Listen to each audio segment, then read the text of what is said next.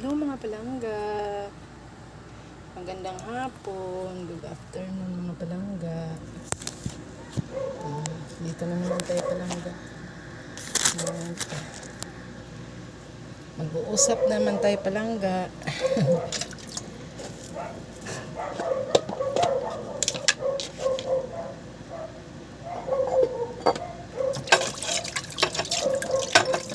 Gugas ako pa ito palangga kasi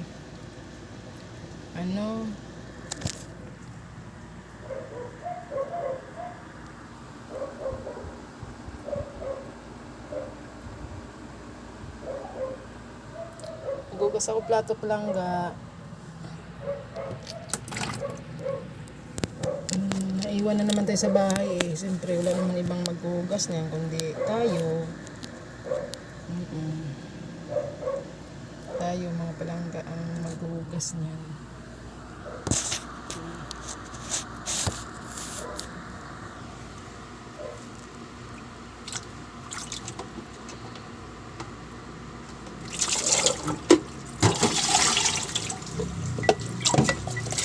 Tapos ko lang maglaba mga palangga. Ayun, madilim mga palangga. Madilim. Tapos ko lang maglaba mga palangga. Maglaba ako mga palangga. Kasi maglaba ako ng mga pantalon ng ano ko. Ng dalaga. Ubo ako palangga. Naubo ako mga palangga.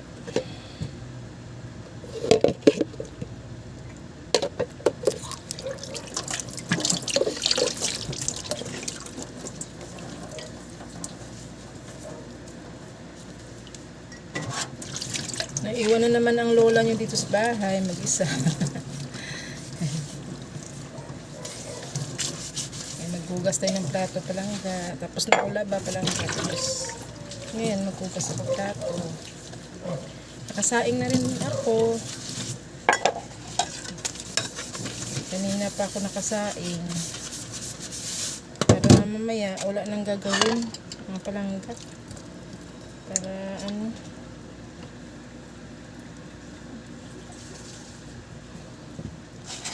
Para wala nang gagawin may palangga. Pagtapos ko dito, hugas mga palangga,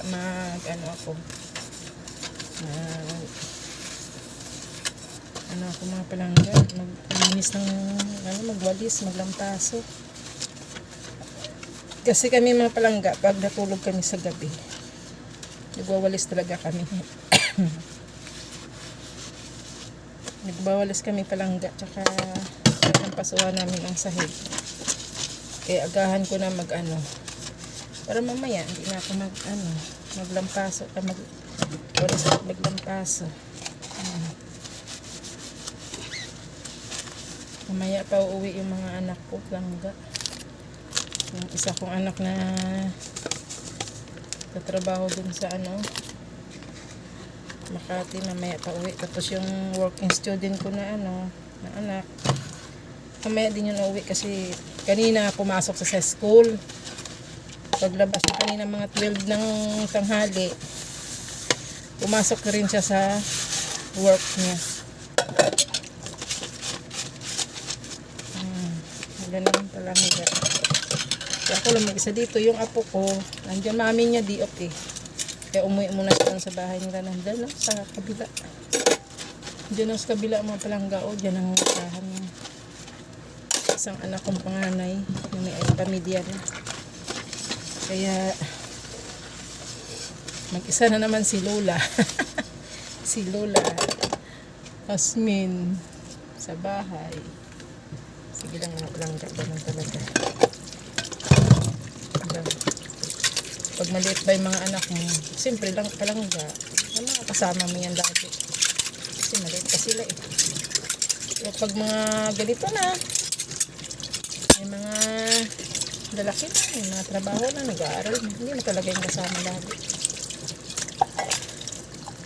Yung bunso ko, yung dalaga, yung working student,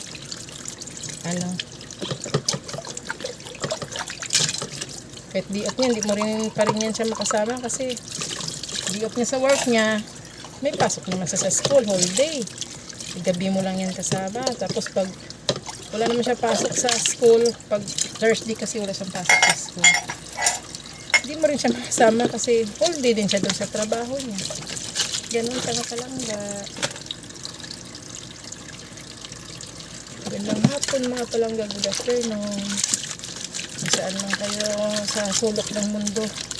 Magandang hapon lang sa inyo.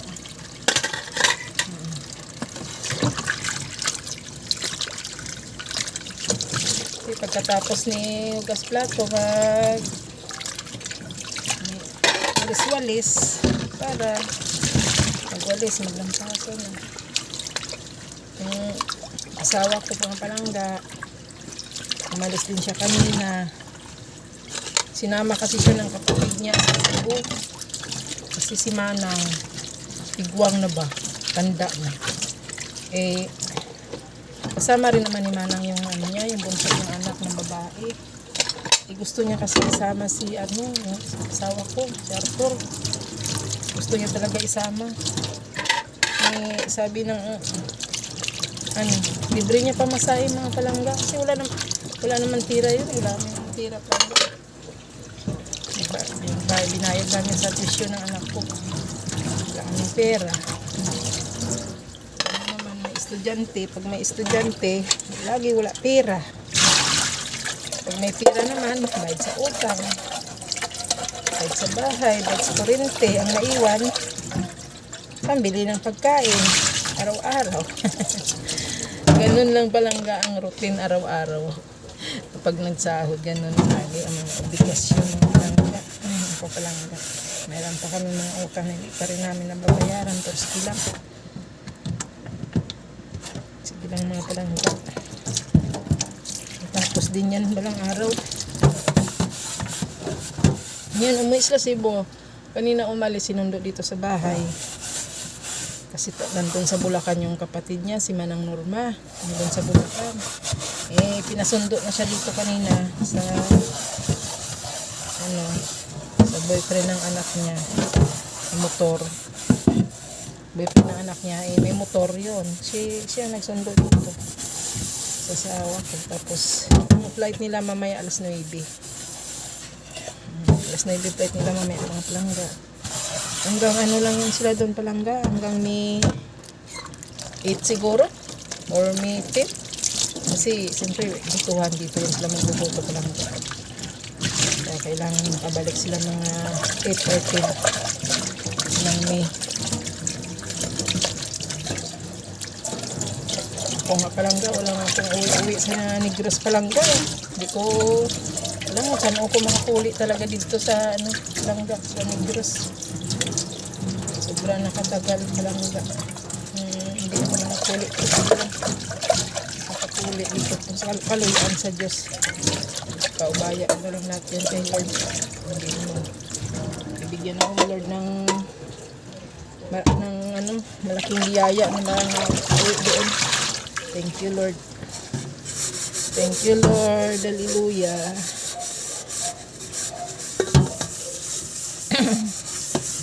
Makauwi gid yan talangga.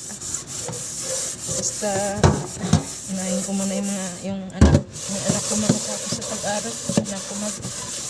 Akala ko mag-uwi talaga lang kaya para wala na ba isipin lang na tapos na sila. Tapos okay na, pag biyahe-biyahe ka na lang. Pero sabi na na hindi pa sila tapos biyahe ka, huwag na lang kasi yung pira na ipamamliti mo, igastos mo na lang sa pag-aral nila lang ganun ako lang nahinayang ako sa pira gumastos, nagay-biyahe ko lang. Bakasyon ko lang, tapos paano na yung pag-aral ng anak ko. Bayad ko muna sa lang sa tuition. Eh, hindi naman langga lahat na nangutang na rin ng pira para sa tuition ng anak. Siyempre bayaran mo na yung mga utang doon sa inutangan mo para sa tuition. Kaya sayang. Kaya tapos uuwi ka lang sa probinsya, tapos paano yung pag-aral ng anak mo. Kaya unahin ko talaga yan muna lang yung anak ko. Bago ako uwi. Usap na rin naman kami ng kapatid ko na uuwi ako pagtapos na mag-aral mga anak ko.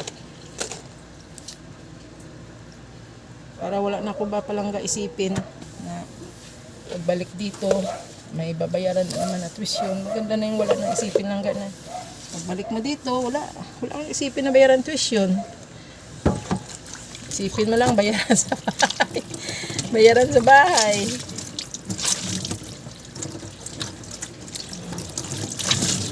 Buti nga mga masisipag na anak ko.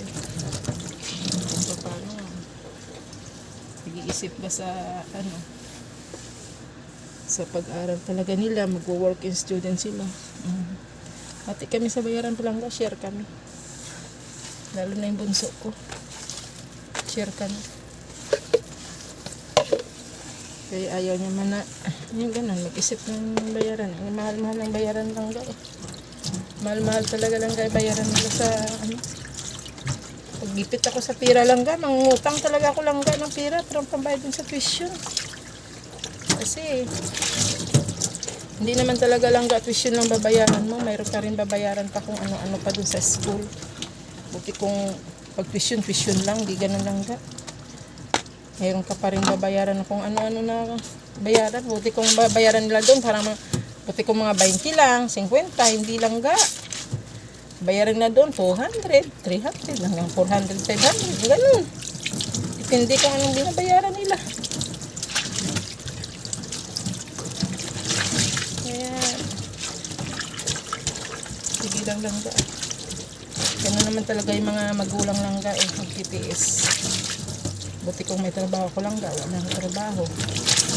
Kaya yung sahod ng asawa ko, pagkong sa hati-hati, bayad sa kuryente, bayad sa bahay, bayad sa inutangan ng pera para sa tuition. Ganun langga. Ganun na langga yung mga routine namin buwan-buwan. Ay naku Lord. Pero okay lang langga kasi basta hinihiling ko lang kay Lord na bigyan ng kami ng lakas ng pangangatawan, lalo na yung naghanap buhay sa amin mga palangga. Ganun lang palangga yung ko, hiling ko. At lang kami sa nabapalangga ba? Yung lakas na pangangatawan langga. Mag-ano na ako langga na ako magwalis langga, upo muna ako.